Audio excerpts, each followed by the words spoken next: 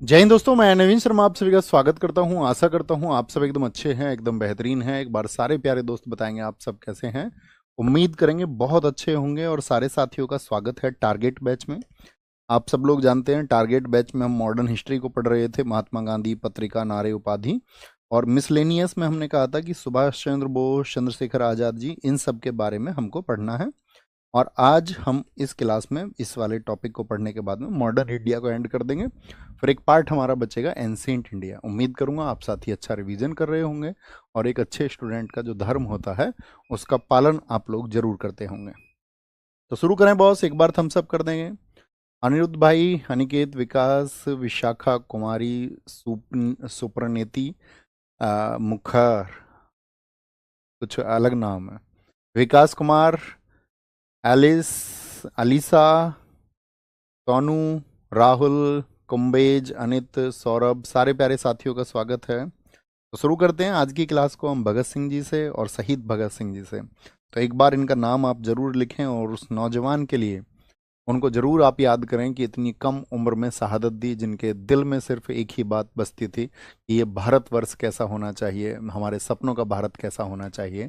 और आपको पढ़ना भी चाहिए। कभी आप अपने जीवन में आपके पास अतिरिक्त समय हो तो मैं आपसे कहूँगा कि एक तो आप किताब पढ़ना, मैं नास्तिक क्यों हूँ, ठीक है, ये किताब आप जरूर पढ़ें। और भगत सिंह के जो लेख हैं, ठीक है, चमन लाल की भाषा में, उनको भी आप जरूर पढ़ना।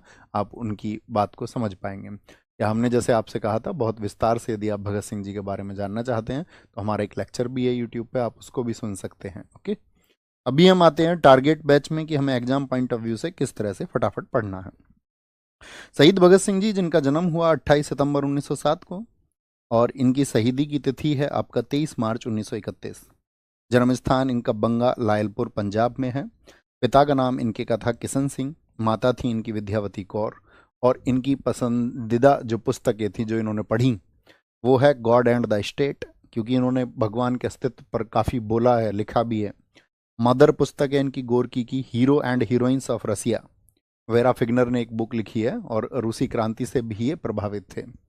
बीए में इन्होंने एडमिशन लिया 1923 में। दादी का नाम इनकी का जय कौर है।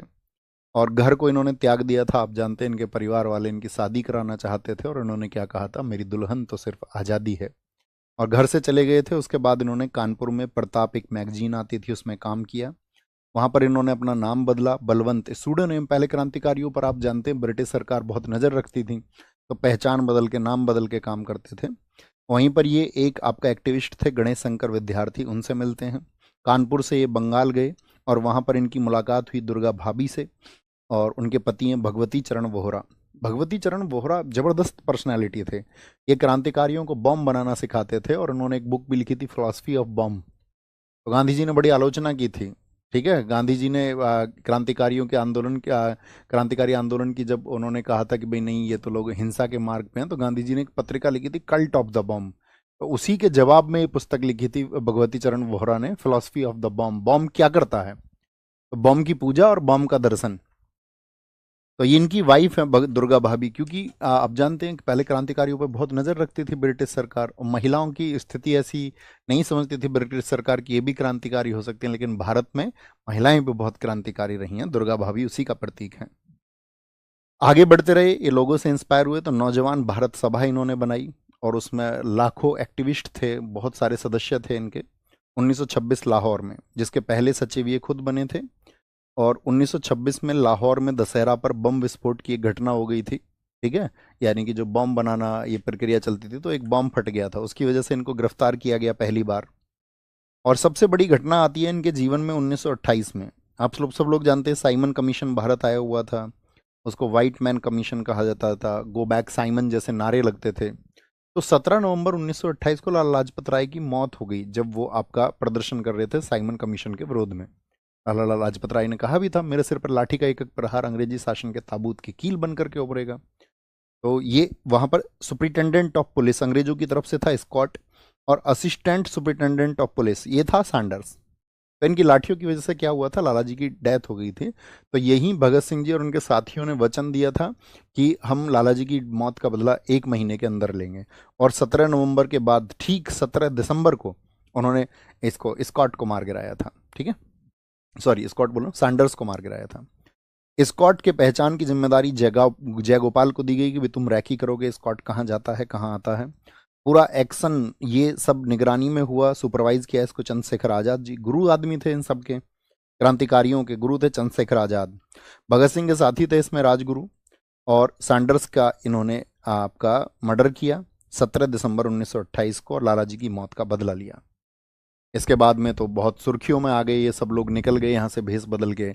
आपका चंद्रशेखर आजाद तो कभी हाथ में ही नहीं आए अंग्रेजों के, कब पकड़ में ही नहीं आए, और वो कहते भी थे हम आज़ाद थे, आज़ाद हैं और आज़ाद रहेंगे। तो एक घटना और होती है 8 अप्रैल 1929, ये बहुत इंपॉर्टेंट है। तो इस घटना में क्या हुआ कि भगत सिंह और बटुकेश्वर दत्त ने, जो सेंट्रल असेंबली होती थी वहां पर बम फेंका। बम लो इंटेंसिटी का था, किसी को घायल नहीं करता था, और खाली बेंच पे फेंका गया ताकि ये जो बहरी सरकार है ये सुने। क्या सुने? तो उस समय ब्रिटिश सरकार 2 बिल लेके आई थी। तो पब्लिक सेफ्टी बिल, ठीक है, यानी कि जो व्यक्तियों की सुरक्षा को लेकर था, इसमें क्या होता था बिना मुकदमे के लोगों को गिरफ्तार किया जा रहा था। ट्रेड डिस्प्यूट विल, जो मजदूर हड़ताल करते थे, भाई उनका अधिकार ना हड़ताल करना, कोई गलत चीज़ है तो उनके हड़ताल के अधिकार उनसे छीन लिए गए। तो इन्होंने कहा नहीं, इस बहरी सरकार को हमको सुनाना होगा, और इस बहरी सरकार को सुनाने के लिए एक धमाके की जरूरत है। वो भगत सिंह जी ने किया, अपनी गिरफ्तारी दी और नारा दिया इंकलाब जिंदाबाद। इस नारे को मौलाना हजरत मोहानी इन्होंने गढ़ा था, और यहीं पे एक नारा उन्होंने दिया आपका साम्राज्यवाद मुर्दाबाद। इसके बाद भगत सिंह बहुत चर्चाओं में आए, गिरफ्तारी भी उन्होंने दी। गिरफ्तार किए गए यहाँ पर दोनों लोग, भगत सिंह और बटुकेश्वर दत्त।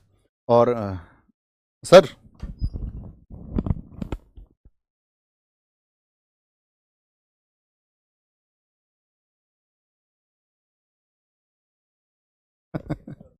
तो जब इनको यहाँ पर अरेस्ट किया जाता है, तो उसके बाद में इनके ऊपर एक केस चला, लाहौर षड्यंत्र केस, यानी कि लाहौर कॉन्स्पिरेसी, कि भाई इनके जो एक्ट है उनके लिए इनको सजा सुनाई जाएगी। और उसके तहत इनको दिया गया फांसी का फैसला, कि भाई 7 अक्टूबर 1930 को इनको फांसी की सजा सुनाएगी। जज था जीसी हिल्टन। और इनकी तरफ से जो भगत सिंह जी का बचाव कर रहे थे, बचाव पक्ष के वकील थे आसफ अली। ये किसका बचाव कर रहे थे? भगत सिंह जी का डिफेंस कर रहे थे। और फिर आप जानते हैं इस घटनाक्रम की वजह से 23 मार्च 1931 को भगत सिंह जी को फांसी दे दी गई थी। साथ में उनके दोनों साथी, आपका भगत सिंह, राजगुरु और सुखदेव, तो 3 लोगों को फांसी हुई, और हंसते हंसते फांसी के फंदे को ये लोग झूले थे, गीत गाते हुए। अंतिम समय आप जानते हैं लेनिन को पढ़ रहे थे भगत सिंह। तो चतर सिंह गए थे उनकी फांसी की सजा कोठरी नंबर 14 में लेकर के, कि भगत सिंह तुम्हें सजा होने वाली है। तो उन्होंने कहा था एक क्रांतिकारी दूसरे क्रांतिकारी को भी पढ़ रहा है, तो 5 मिनट का समय दीजिए, आते हैं। और ये सजा दरअसल में होनी तो 24 मार्च को थी, लेकिन एक दिन पहले कहीं कोई हंगामा ना हो जाए, तो लाहौर सेंट्रल जेल में वो फांसी दे दी गई। भगत सिंह कोई आइडियोलॉजी है, पर्सन नहीं है, याद रख लेना। वो इतनी बड़ी आइडियोलॉजी है कि आप उन्हें पढ़ेंगे तो आप दीवाने हो जाएंगे कि वो क्या सोचते थे इस देश के बारे में। ठीक है, वो नहीं विश्वास रखते थे इसमें ये धार्मिक झगड़े जो हैं, ये जातीय संघर्ष जो हैं, वो इससे परे का उनकी राष्ट्रवाद की फिलॉसफी थी कि देश सशक्त होना चाहिए, और जो अमीर और गरीब हैं दुनिया में, ये भी एक वर्ग है, और वो गरीब वर्ग है उसका उत्थान होना चाहिए। लाहौर जेल में भगत सिंह जी ने भूख हड़ताल की थी, भगत सिंह 81 दिन, और ऐसा भी कहा जाता है कि लगातार, मतलब कुल मिला के इनकी भूख हड़ताल को देखा जाए तो 120 दिन से ज़्यादा इन्होंने हंगर स्ट्राइक की थी, क्योंकि कैदियों की हालत ब्रिटिश साम्राज्य के समय पर ठीक नहीं थी। बटुकेश्वर दत्त थे 81 दिन की, जतिन दास थे 63 दिन, वो भी हंगर स्ट्राइक पर रहे थे, जिनकी डेथ हो गई थी। ठीक है, क्योंकि ये लोग कहते थे कि भाई कैदियों की हालत सुधारो, हम लोग अपने देश की हालातों को सुधारने के लिए आवाज़ उठा रहे हैं, और तुम हमारे साथ ऐसा बर्बर व्यवहार करते हो जेल में बंद करके, जैसे कि हम कोई मानवहीन हो। तो उसी घटनाक्रम में जतिन दास की डेथ हो गई थी। भगत सिंह पर भी बहुत, मतलब अत्याचार हुए थे, ब्रिटिश सरकार, कहते हैं बटुकेश्वर दत्त ने लिखा था कि जब भगत सिंह घायल होते, लाठियां उन पर इतनी पीटी जाती, और उनके घावों में ये ब्रिटिश सरकार जब नमक लगाती थी, तो भगत सिंह मुस्कुराते थे। और जबरदस्त कदकाठी के व्यक्ति थे, 5 फुट 11 इंच, और एकदम से सुडौल शरीर। तो कहते वो मुस्कुराते थे उनके ऊपर जब नमक लगता घावों के ऊपर। तो आप समझ सकते हैं पर्सनालिटी कैसी थी। 17 फरवरी 1931, ये देखिए ये दिन है भगत सिंह जी की फांसी से पहले का। इस दिन गांधी और इरविन की मुलाकात हुई थी। जैसे बहुत सारे लोग कहते हैं कि गांधी इरविन की मुलाकात में गांधी जी ने पक्ष नहीं रखा था। तो 5 मार्च 1931 को गांधी इरविन समझौता भी हुआ। तो दरअसल में भगत सिंह, आप इस बात को अगर आप कभी रिसर्च करेंगे तो आप जानेंगे, भगत सिंह खुद चाहते थे, उन्होंने अपने पिताजी तक का भी विरोध कर दिया था जब उनके पिताजी ने वायसराय को पत्र लिख दिया था तो उन्होंने विरोध किया था कि नहीं, हम खुद चाहते हैं कि हमें फांसी हो। तो वो चाहते थे कि अगर हम मरेंगे तो क्रांति आएगी, हमारे मरने के बाद में क्रांति आएगी और लोग समझेंगे उस क्रांतिकारी घटनाओं को। तो वो खुद चाहते थे। ठीक है। 5 मार्च 1931 गांधी इरविन समझौता, इसीलिए हमने मेंशन किया। भगत सिंह जी का जो समाधि स्थल है वो पंजाब में है, क्योंकि ये तो क्या कर रहे थे, उन्होंने उनके शरीर को 23 मार्च 1931 को जब फांसी हुई तो चुपचाप ये लोग मिट्टी का तेल जला डाल के और जलाना चाहते थे भगत सिंह जी की डेड बॉडी को। लेकिन वहाँ भीड़ पहुंच गई थी और भीड़ ने फिर अपने कब्जे में ले लिया था और भगत सिंह जी की बॉडी को, डेड बॉडी को। तो भगत सिंह जी का जो समाधि स्थल है वो पंजाब में है। 4 अक्टूबर 1930 ट्रिब्यून पत्र में उन्होंने लिखा था, मैं स्वयं चाहता हूं कि मुझे सजा हो। बटुकेश्वर दत्त को इस घटनाक्रम में आजीवन कारावास हुआ था। मदन मोहन मालवीय जी ने भगत सिंह जी की सजा को आजीवन कारावास में, कि भाई ब्रिटिश सरकार से उन्होंने प्रार्थना की थी कि भाई फांसी क्यों, आप एक सजा दे दीजिए, बड़ी सजा दे दीजिए, आजीवन कारावास में बदल दीजिए, फांसी मत दीजिए। लेकिन ब्रिटिश सरकार, क्योंकि उनके एक अधिकारी की हत्या हुई थी, तो ब्रिटिश सरकार बिल्कुल बैकफुट पर नहीं जाना चाहती थी। भगत सिंह द्वारा लिखी गई पुस्तकें आत्मकथा है, स्वाधीनता की लड़ाई में पंजाब का पहला उभार, the door to death, ideal of socialism, ये किताब जरूर पढ़ना। मैं नास्तिक क्यों हूँ, ये किताब पढ़ना। बहुत पतली पतली किताबें हैं, मतलब लगभग 100 पेज की किताबें हैं। तो कभी जब आप सेलेक्ट हो जाएं और जब आपके पास समय हो, या अभी साथ में पढ़ सकते हैं, 2-2 4-4 पेज करके, तो पढ़िए। ठीक है, सीखेंगे। ये हमने आपको घटनाक्रम बता ही दिया है अभी। इसमें लिखा हुआ है, चतर सिंह कोठरी नंबर 14 में भगत सिंह को सूचना दी कि आपको फांसी एक दिन पहले यानी आज 23 मार्च को होगी। इनके साथी थे राजगुरु, जो इन्होंने इनके साथ में हंसते हुए फांसी के फंदे को चूमा था।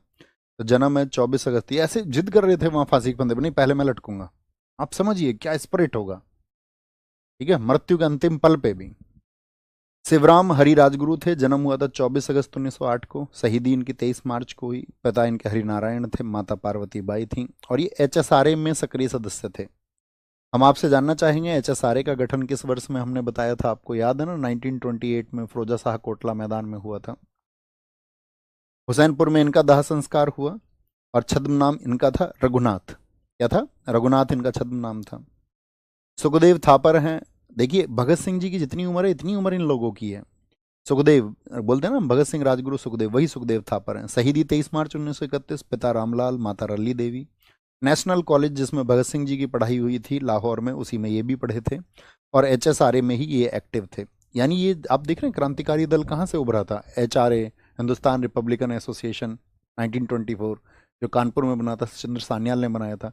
बाद में वही HRA को जब बहुत ज़्यादा ब्रिटिश सरकार ने कंट्रोल में ले लिया था, तो वही HSRA बन गया था। चंद्रशेखर आजाद जी आप जानते हैं, तो गुरु थे इन सब के। जन्म 23 जुलाई 1906 महाराष्ट्र में, पिता सीताराम तिवारी थे, माता जगरानी देवी हैं। शहादत इनकी हुई थी 27 फरवरी 1931। क्योंकि ये वो दौर है, आप देखिए, इसके बाद में ही भगत सिंह जी को फांसी होने वाली थी। तो ये पूरा प्रयास कर रहे थे कैसे भगत सिंह जी को हम छुटा लाएं। ये कहते थे जेल पे भी आक्रमण करना पड़ेगा, कर देंगे। भगत सिंह जी तैयार नहीं थे, उन्होंने कहा था नहीं, ये नहीं करेंगे, हम अपनी शहादत देंगे।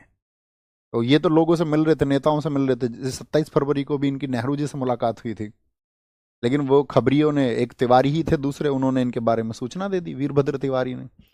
और से इनके पीछे लगी हुई थी, उस समय पे CID होती थी। अल्फ्रेड पार्क में इन्होंने, आप जानती हैं, जब इनको गिरफ्तार करने के लिए आए तो इनके पास कोल्ट रिवॉल्वर होती थी, तो इन्होंने गोलियां चला दी और एक गोली जो बची हुई थी वो खुद को मार ली। आज़ाद थे, आज़ाद हैं और आज़ाद रहेंगे। पुलिस इनको कभी नहीं पकड़ पाई ब्रिटिश सरकार। नया नाम अब इस पार्क में जहां पर ये घटनाक्रम हुआ था उसको अब आज़ाद पार्क कहते हैं। उस दिन इनकी चर्चा सुखदेव राज, ये सुखदेव नहीं जो भगत सिंह जी के मित्र थे, ये एक आपका उस समय एक्टिविस्ट थे, सुखदेव राज। पुलिस अधिकारी नॉट बाबर था, जो चंद्रशेखर आजाद जी के पीछे लगा हुआ था, कैसे भी उनकी जानकारी हो। मुखबिर था वीरभद्र तिवारी, जिसने जानकारी दे दी थी चंद्रशेखर आजाद की। बाद में ब्रिटिश सरकार ने बहुत हेल्प की थी वीरभद्र तिवारी की, घर वर सब दिया था उसको।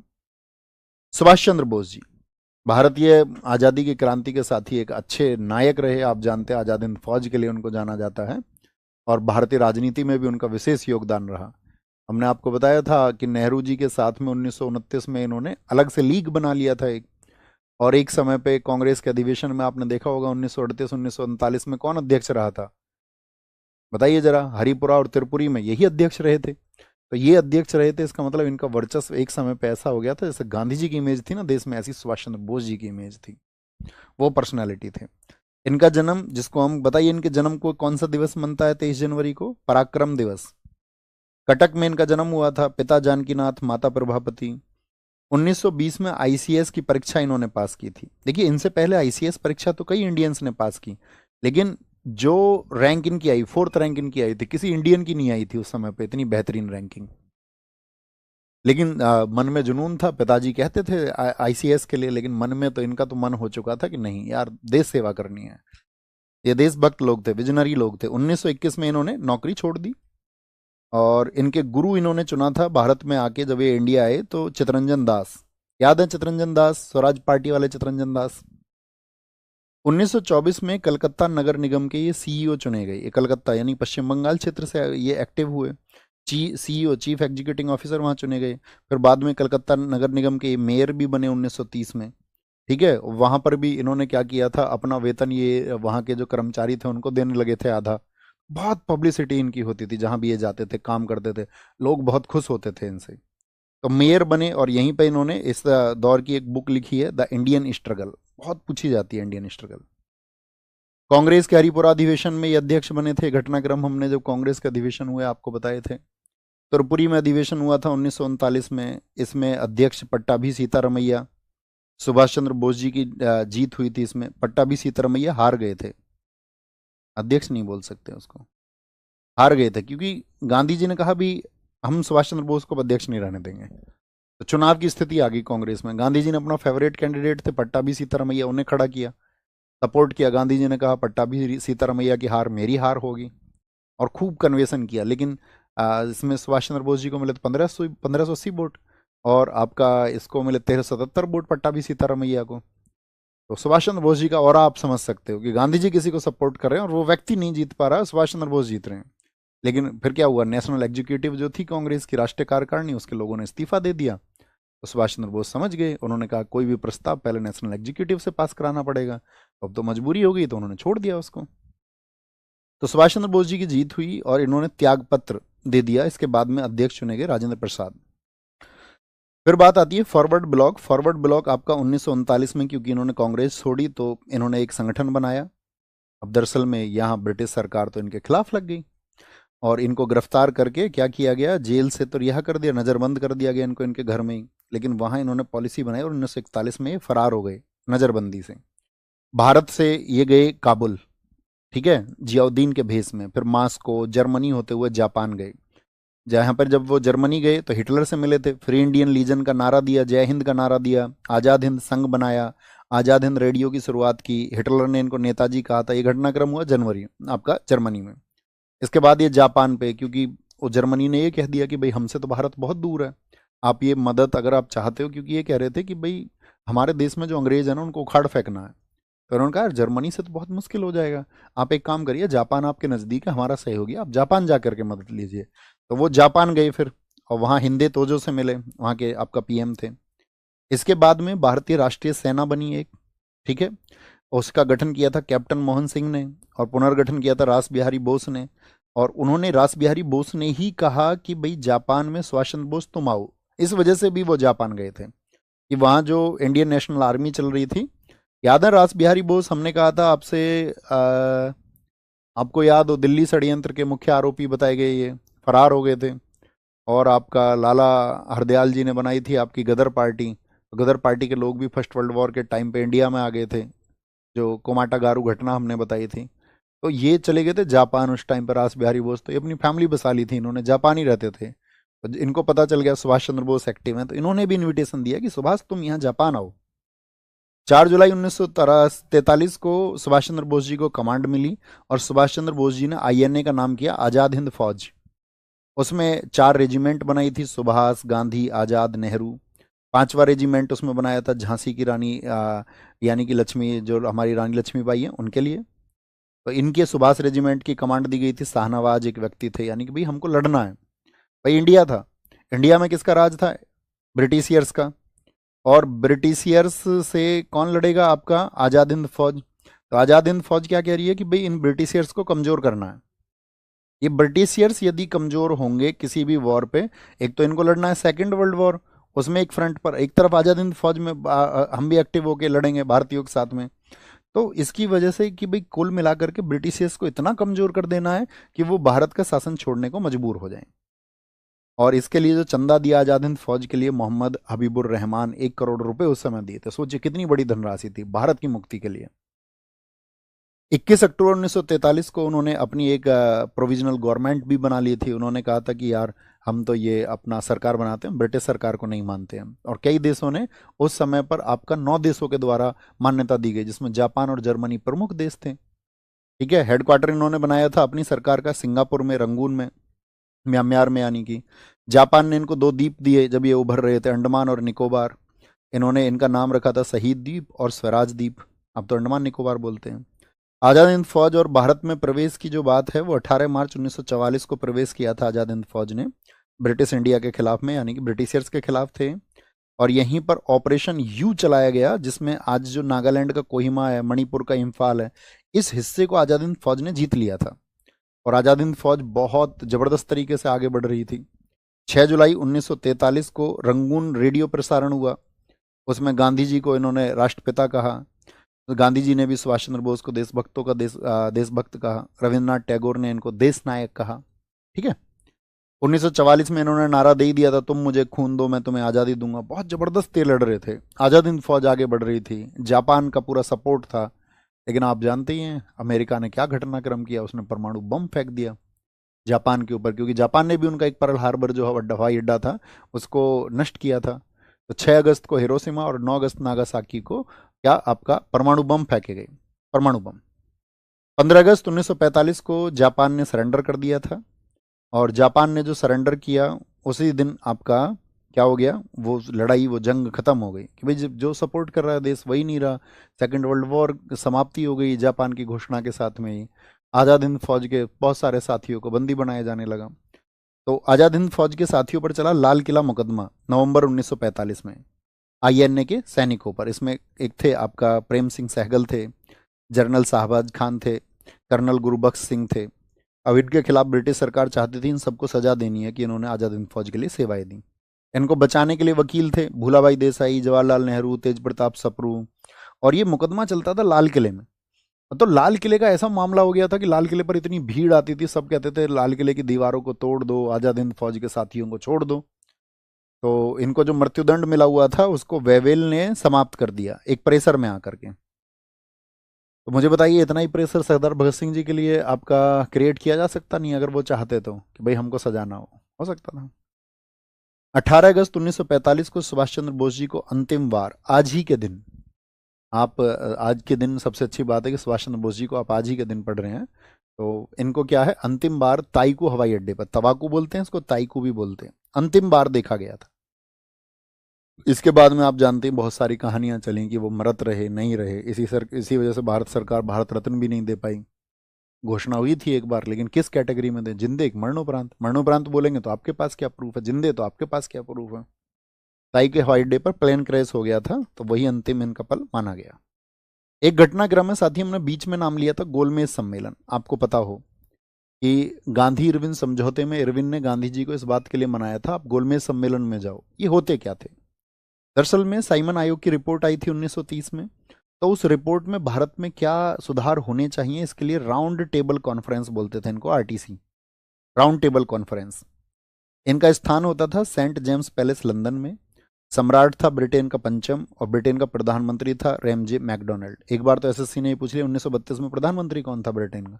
अब तुमने सोचा यार 32 में हम थोड़ी याद करेंगे ब्रिटेन का क्या कौन प्रधानमंत्री रहा, इतनी टफ। दरअसल में वो गोलमेज से क्वेश्चन पूछना चाह रहा है। तो गोलमेज सम्मेलन कितने हुए थे, 3 हुए थे। किस लिए होते थे, साइमन आयोग की रिपोर्ट पर चर्चा करने के लिए। तो भारतीयों को भी बुलाया जाता था क्योंकि साइमन आयोग का संबंध ही भारत से था। तो 12 नवंबर 1930 से 19 जनवरी 1931, 7 सितंबर 1931 से 2 दिसंबर 1931 और आपका 17 नवंबर से 24 दिसंबर 1932। तो ये 3 हुए। प्रथम गोलमेज सम्मेलन में आपका वायसराय था इरविन। शामिल होने वाले लोग हिंदू महासभा से, ये लंदन में होता था गोलमेज सम्मेलन। एमआर जयकर गए थे, वीएस मुंजे गए थे, मुस्लिम लीग से गए थे मोहम्मद अली जिन्ना, आगा खां, मोहम्मद सफ़ी। सिखों की तरफ से सरदार पूर्ण सिंह, उज्जवल सिंह गए थे, उज्जवल सिंह। ईसाइयों की तरफ से केटी पॉल थे आपका। दलितों की तरफ से बाबा साहब भीमराव अंबेडकर थे। महिलाओं की तरफ से बेगम जहां आरा थी, राधा भाई सुब्बारमन, कि भाई मुस्लिमों की ये समस्याएं हैं। ऐसा ना हो साइमन कमीशन की रिपोर्ट में इन चीजों पर विचार ना किया जाए। तो ये सब अपने वहां पर विचार रखते थे, बात रखते थे। तो कांग्रेस पहले में नहीं गई थी, कांग्रेस की तरफ से कोई नहीं था। द्वितीय गोलमेज सम्मेलन 1931 से 1931, इसमें जो आपका साथी वायसराय थे वो विलिंगडन हो गए थे। कांग्रेस की तरफ से गांधी जी गए थे सिर्फ एकमात्र। और कांग्रेस ने किसमें लिया है, सिर्फ दूसरे गोलमेज सम्मेलन में भाग लिया, ना पहले में ना तीसरे में। तो इसमें गांधी जी एकमात्र गए थे। और यहाँ गांधी जी ने, आपको पता होना चाहिए, गांधी जी को यहाँ पे चर्चिल ने अधरनग्न फकीर कहा था। किंग्सले हॉल में रुके थे, धोती और लंगोटी पहन के गए थे। ठीक है। और ये लंगोटी की कहानी तो बहुत फेमस है। 22 सितंबर 1921 मदुरै में, तमिलनाडु में, इन्होंने लंगोट में, तमिलनाडु का लंगोट में भ्रमण इन्होंने किया था। दक्षिण में तो कहते हैं ना, उन्होंने कब लंगोट धारण किया था, तो साउथ में तमिलनाडु दौरे के दौरान गांधी जी ने लंगोट धारण किया था। और यहाँ पर चर्चिल ने उनको देखा कि यार एक आदमी सेंट जेम्स पैलेस की सीढ़ियाँ चढ़ रहा है, ठीक है, तो वो अर्धनग्न फकीर है। तो बहुत उपहास किया गया था गांधी जी का, लेकिन गांधी जी को यहाँ से कुछ हासिल नहीं हुआ, इसीलिए गांधी जी ने सविनय अवज्ञा को एक बार बंद किया अरविंद के कहने पर, और फिर दोबारा शुरू हुआ। दोबारा वो आप जानते हैं उत्साह रहता नहीं है। इसमें शामिल लोग थे जब गांधी जी गए थे, तो अन्य लोग कांग्रेस की तरफ से सिर्फ गांधी जी थे। राजपुताना जहाज से गए थे, अपने खर्चे से लोग गए थे, सरोजिनी नायडू, मदन मोहन मालवीय, इनके अपने खर्चे से गए थे।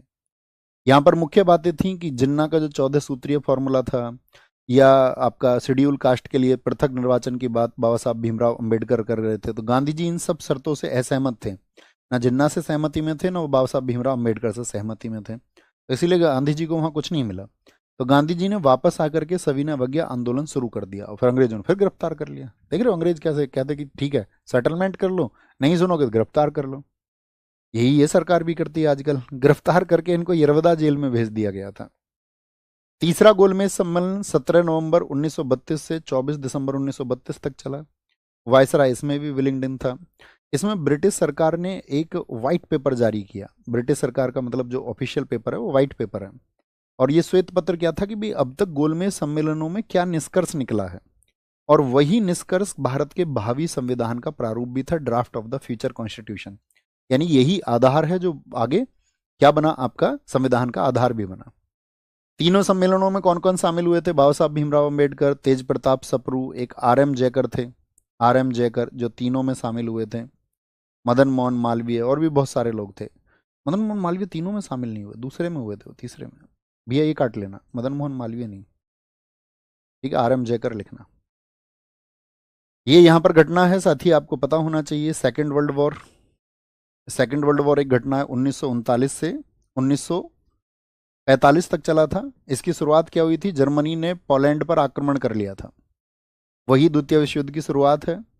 और 3 सितंबर 1939 को ब्रिटेन युद्ध में शामिल हो गया था। तो भारत का वायसराय कौन था, अगर आप पढ़ोगे 1936 से 1943, 1936 से 43 तक भारत का जो वायसराय था वो था लिलिथगो।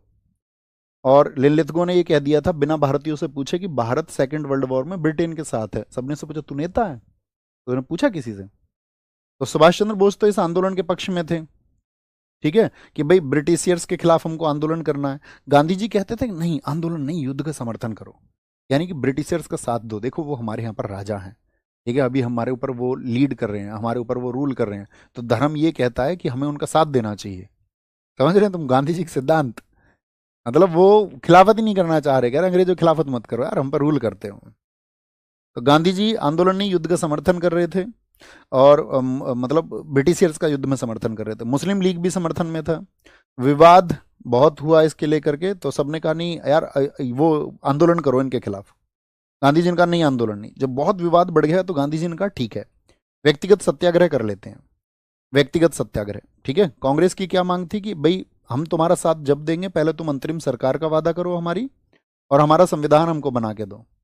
तो 22 अक्टूबर 1939 को कांग्रेस जो पहले प्रांतीय चुनाव हुए थे 8 जगह से इस्तीफा दे दिया। 22 दिसंबर 1939 को मुस्लिम लीग ने भी मुक्ति दिवस बनाया कि भाई हम मुक्त हो चुके हैं। 23 मार्च 1940 को मुस्लिम लीग का लाहौर अधिवेशन हुआ, जहाँ पे पहली बार पाकिस्तान की डिमांड को बहुत पुरजोर तरीके से उठाया गया। यहाँ पे जिन्ना ने बोला 2 नेशन होंगे, एक मुसलमानों का अलग नेशन हमको चाहिए पाकिस्तान। इसको प्रस्तुत किया था, प्रेजेंट किया था AK फजल हक ने, प्रस्ताव ये सिकंदर हयात खान का था। और पाकिस्तान शब्द जो गढ़ा गया वो 1933 में चौधरी रहमत अली जो लंदन में थे, एक स्टूडेंट थे, उन्होंने इसको गढ़ा। तो तब ये ऐसे पाकिस्तान आज वाला नहीं होता था, तब ये होता था पाकिस्तान, पाकिस्तान, आई नहीं होता था, इसमें आई नहीं होता था। पी फॉर पंजाब, अफगानिस्तान, कश्मीर और बलूचिस्तान वाला जो क्षेत्र है हमको चाहिए, क्योंकि यहाँ पे मुस्लिम आबादी ज्यादा है। मार्च 1940 में कांग्रेस का रामगढ़ अधिवेशन हुआ और अगस्त प्रस्ताव 8 अगस्त 1940 को रखा गया। ब्रिटेन में आपका 1940 में पीएम आया, चर्चिल बहुत नालायक आदमी था, बिल्कुल भारत को आज़ाद नहीं करना चाहता था। तो इसने एक अटलांटिक चार्टर प्रस्ताव बनाया था, ये अटलांटिक समुद्र की यात्रा में बैठा हुआ था। तो इसने क्या बोला था कि भाई भारतीयों को हम आज़ाद नहीं करेंगे, किसी भी सिचुएशन में आज़ाद नहीं करेंगे। समझ रहे हैं? तो ये हमारी आधुनिक युग की घटनाएं थी, इसमें सेकेंड वर्ल्ड वॉर हमने बताया आपको, जैसे इस घटना से आप समझ सकते हैं। लेकिन बाद में भारत में क्या हुआ था, आपका इटली प्रधानमंत्री हो गए थे और इटली ने भारत की स्वतंत्रता की घोषणा की थी, जिसको हम माउंटबेटन योजना वगैरह के नाम से जानते हैं, वो हम सब पॉलिटी में पढ़ते ही हैं। तो ये हमारा मॉडर्न इंडिया का समापन है। बाकी ये भारत छोड़ो आंदोलन वगैरह ये हम आपको पढ़ा ही चुके हैं सारे। तो ये प्राचीन इतिहास हम नेक्स्ट टारगेट में साथ ही शुरू करेंगे। आज का हमारा ये छोटा लगभग शायद आधे घंटे का टॉपिक रहा होगा। कितनी देर हुई शुभम भाई?